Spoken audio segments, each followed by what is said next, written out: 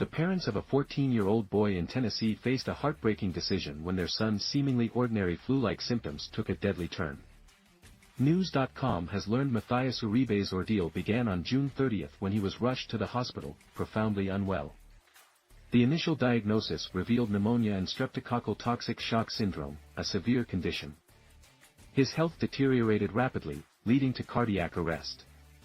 In a desperate bid to save his life, Mathias was placed on an ECMO, extracorporeal membrane oxygenation, machine, which sustained blood circulation throughout his body for 2 weeks, allowing his heart and lungs to recuperate.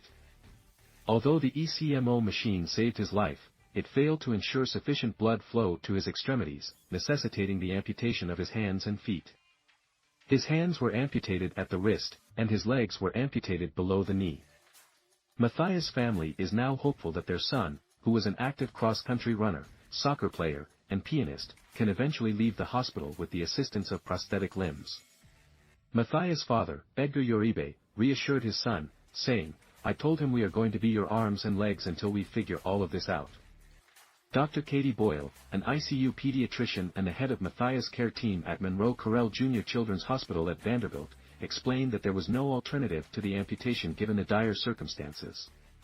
She noted that his condition, which deteriorated so swiftly, was extremely rare, emphasizing that while the flu can sometimes lead to bacterial infections, most children do not become as severely ill as Mathias did, as reported by New York Post.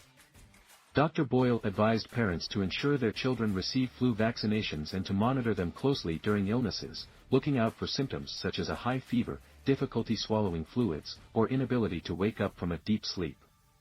Such symptoms should serve as red flags for immediate medical attention.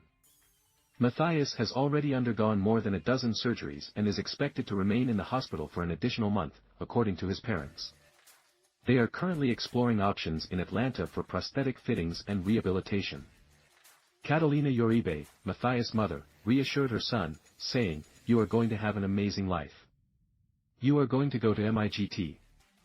You are going to do whatever you want to do. You don't have limits because you are here, Mathias, you are here."